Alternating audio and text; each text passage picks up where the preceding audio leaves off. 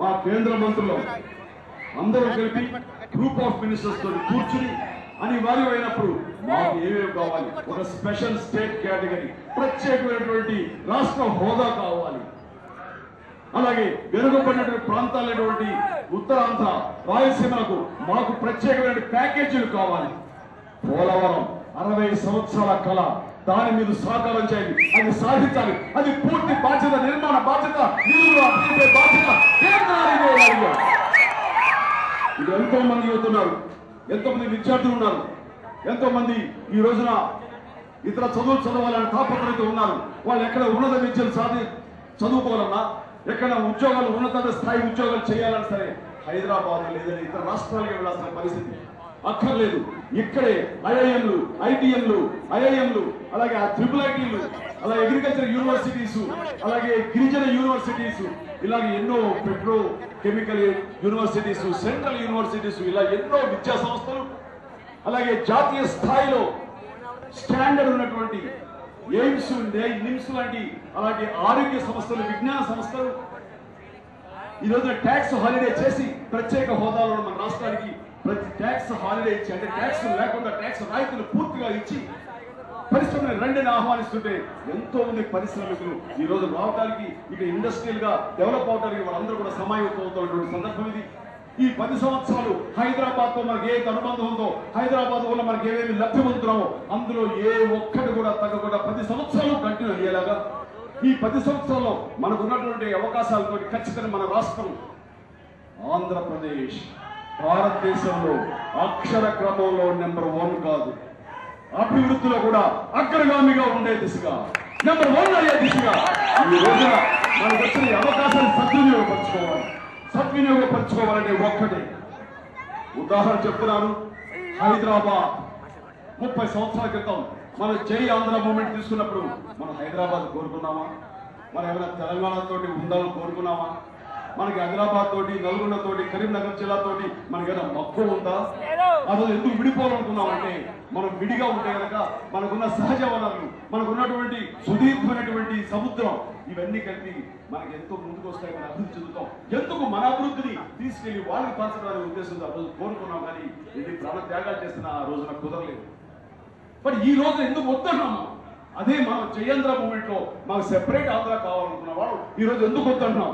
ఒక్కటే కారణం, అది హైదరాబాద్ కాదు, నల్గొండ కాదు, మెదక్ కాదు, ఇంకో జిల్లా కాదు, కాకపోతే హైదరాబాద్ దాని లోపల మనం అందరం కలిసి మన జీవనాధారం, మన భవిష్యత్తుకి అది ఒక డెస్టినేషన్, మనకు ఆపర్చునిటీ ఇచ్చేటటువంటి ఒక కేంద్రం, ఒక భాగ్యనగరం, మహానగరం, మెగా సిటీ. అది ఆ సిటీ గత 22-23 సంవత్సరాలుగా ఇది అత్యద్భుతంగా డెవలప్ అయింది. ఈ భారతదేశంలో 5వ అడ్వాన్స్ సిటీ ఏదైనా ఉన్నాయంటే కనుక ఆర్థిక నగరాలు అందరూ ఒకటి ఈ యొక్క హైదరాబాద్ అంత డెవలప్ అవడానికి కారణం తెలుసా? సీమాంధ్రం. మనం పెట్టుబడులు పెట్టాం, మన కష్టాన్ని పెట్టాం, మన చెమటని పెట్టాం, మన రక్తాన్ని వచ్చి ఈ రోజున హైదరాబాద్ అంత పెద్దగా చేశాం. కాబట్టి దాని మీద మనకు రైట్ ఉండి విడిపోవడం అంటే బాధగా ఉంది.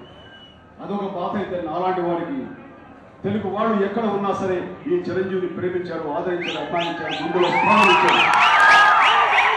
కాబట్టి తెలుగు వాళ్ళు 2 రాష్ట్రాలు విడిపోతున్నారంటే కించిత్ బాధగా అనిపించింది, వేదనకు గురయ్యాను. జరగకూడదు అనుకున్నాను. నేను ఉంటున్న ప్లేస్ ఇప్పుడు పరాయి రాష్ట్రం అయిపోతే, నేను ద్వితీయ శ్రేణి పౌరుల్లో ఉండిపోతే ఇదా నా పరిస్థితి, ఇదా నా తెలుగువాడు ఆ రాష్ట్రం ఉండేవాడు అన్న బాధ నన్ను బాధించి కాదని పోరాడాం. అన్ని కలిసికట్టుగా పొల్లదాసు గారు, మేము ఇతర మంత్రులందరూ కలిసి రాకూడదు, ఉండాలని ఎంత సమిష్టిగా కృషి చేశాం. ఇక్కడ మాకు అవమానాలు జరుగుతున్నాయి, మేమే కారణం అని చెప్పి అలాంటి ముఖ్యమంత్రి మా మీద తప్పులెట్టి నెప్పనెట్టి మమ్మల్ని అవమానపరిచి అన్ని రకాలుగా మమ్మల్ని ప్రజల్లో చోకా చేశాడు. Don't care. నిజాలు ప్రజలకు తెలుస్తాయి, ఆలస్యంగా సరే మీరు నిజం గమనిస్తారు, మీరు గుర్తిస్తారు. నిజమైన మనుషులు ఎవరు, నిజమైన చిత్తశుద్ధి ఎవరికి ఉందని మీకు తెలుసు. రాజకీయాలు చేసే మనుషులు కాదు. ప్రజల పట్ల మక్కువ, కృతజ్ఞత ఉంది. 30 సంవత్సరాల ప్రేమ, అభిమానాన్ని చవి చూశాను. నేను ఖచ్చితంగా వాళ్ళ కోసంగా కృతజ్ఞతగా ఉంటాను. మోసం చేసుకోలేను, మోసం చేయలేను.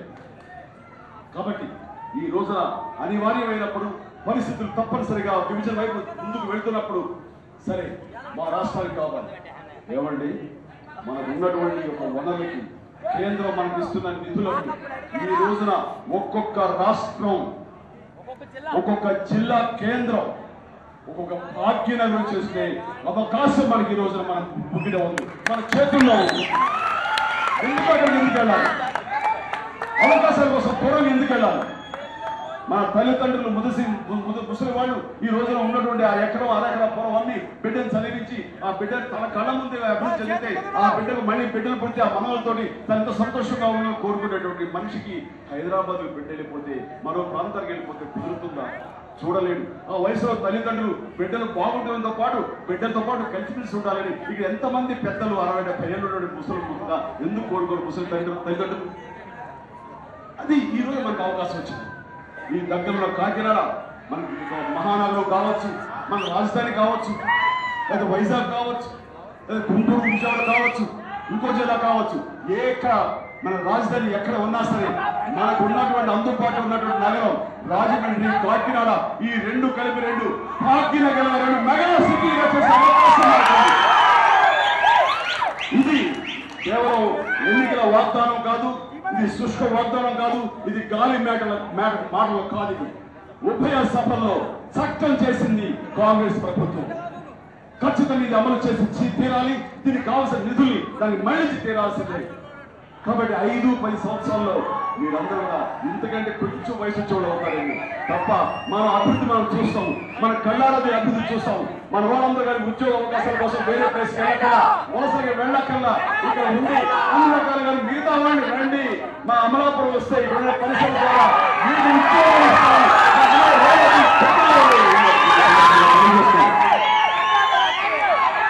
కాబట్టి మనకి కష్టపడే మనస్తత్వం ఉంది, మనకు ఆ విశ్వాసం ఉంది, మనకు ఆ నమ్మకం ఉంది. కాబట్టి ఈ రోజున సోనియా గాంధీ గారు హైకమాండ్, రాహుల్ గాంధీ యువనేత ఈ రోజున మన ముందుకు వచ్చి వాళ్ళు ఈ యొక్క అవకాశాలు మనకి ఇచ్చారు. అలాంటి వారు ఎప్పటి నుంచో మన పట్ల వాళ్ళకి సానుకూలత ఉంది, కన్సర్న్ ఉంది. కాబట్టి దాన్ని తప్పుగా అర్థం చేసుకుని దాన్ని తప్పుగా ప్రజలకి అనుమానం వచ్చేలా చేసి దాన్ని తప్పుగా అన్వయించి ప్రజల్లో విషబీజాలు నాటి ఆ రకంగా ప్రజలకి ఒక రకమైన అసహనాన్ని గురి చేసి వాళ్ళ భావోద్వేగాల్ని రెచ్చగొట్టి ఈ రోజున కాంగ్రెస్ పట్ల ఒక ద్వేషభావం పెంచారు. నేను చెబుతాను, కాంగ్రెస్ ఈ రోజున తప్పకుండా మన అభివృద్ధి దోహదపడుతుంది, మన అభివృద్ధి కాల్పిస్తుంది. కాబట్టి ఈ రోజున రైతుల గురించి చూసుకున్న, మహిళల గురించి చూసుకున్న, విద్యార్థుల గురించి, యువత గురించి చూసుకున్న, చెప్పండి ఎన్ని చేసింది, రైతులు ఏం చేసిందో మీకు తెలుసు. రుణాలు మాఫీ చేసింది, వడ్డీలోని రుణాలు ఇచ్చింది.